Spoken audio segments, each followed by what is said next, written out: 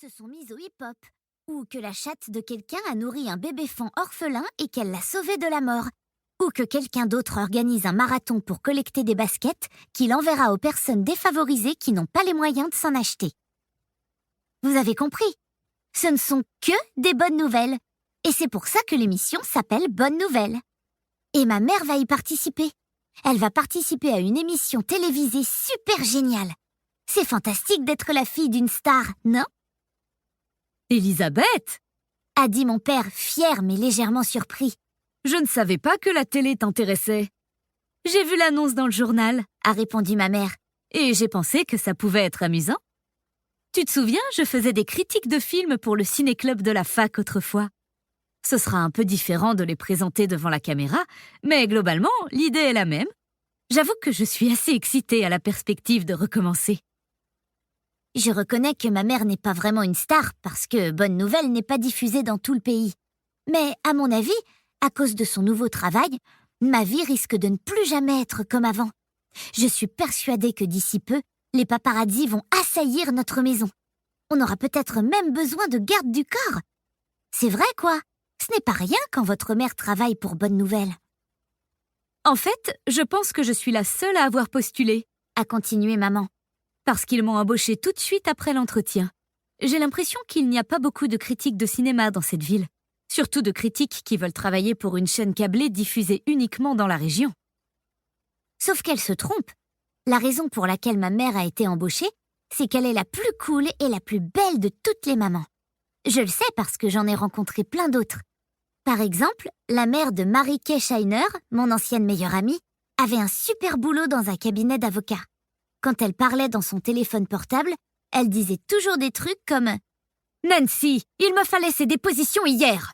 Et la mère de Brittany Hauser, mon autre ancienne meilleure amie, a un chat qui s'appelle Lady Serena Archibald et des chaussures à talons magnifiques, avec de vraies plumes dessus.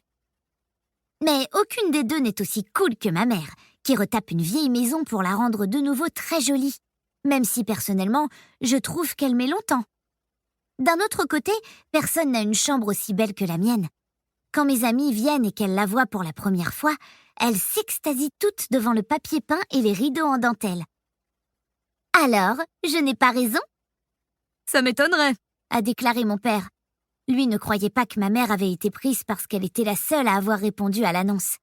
Il a posé sur la table la pizza que maman, pour fêter sa nouvelle embauche, avait commandée chez Pizza Express, là où travaille oncle Jay. Même si Harmony, la petite amie d'oncle Jay, n'était pas d'accord au début, livreur de pizza, c'est le meilleur métier qu'a jamais exercé oncle Jay. Vous savez pourquoi? Parce qu'il récupère toutes les pizzas pour lui quand il y a une erreur d'adresse, et gratuitement. Mais ce soir-là, bien qu'oncle Jay ait été avec nous, on avait payé la pizza, vu que c'était une occasion spéciale, Je suis sûre que des tas de gens très doués ont postulé. a repris mon père. Mais ils t'ont retenu parce que tu t'en es le mieux sorti à l'entretien. Tes critiques de films à la fac étaient très appréciées. Tu as toujours eu un avis original. Ça, c'est vrai, me suis-je exclamé en retirant la sauce tomate de ma part de pizza sous le fromage fondu. Parce que l'une de mes règles, c'est ne jamais rien manger de rouge. Très franchement, je préfère la pizza blanche aux 3 fromages. Mais comme je suis la seule de la famille, on n'en commande jamais. J'en mange seulement lorsqu'oncle Jay doit en livrer une et que Pizza Express s'est trompé dans la commande. Tu fais toujours plein de commentaires sur mes séries préférées, ai-je ajouté, D'accord, a concédé maman. je veux bien vous croire. Quel est le premier film que tu dois présenter? A demandé oncle Jay. Oncle Jay ne vit pas avec nous, mais il est souvent à la maison, même s'il a une petite amie, un travail et qu'il suit des cours à la fac. Ma mère a jeté un coup d'œil à la feuille de papier qu'on lui avait donnée à Bonne Nouvelle et a répondu « Je crois que ça s'appelle Requiem pour un somnambule. » Ouh, a fait oncle Jay.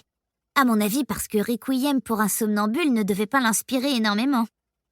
Et si vous voulez savoir, moi non plus, ça ne m'inspirait pas trop, formidable! a dit mon père. Je suis sûre que tu auras plein de choses à dire. Nous aussi on va passer à la télé, a demandé Kevin, mon petit frère. Qu'est-ce qu'on irait faire dans l'émission de maman, a rétorqué Marc, mon autre petit frère. Comme d'habitude, il parlait la bouche pleine, donc il allait à l'encontre de 2 de mes règles. Pour continuer à écouter ce livre audio gratuitement, cliquez sur le lien dans la description et vous pourrez l'écouter en entier sans frais grâce à l'essai de 30 jours d'Audible.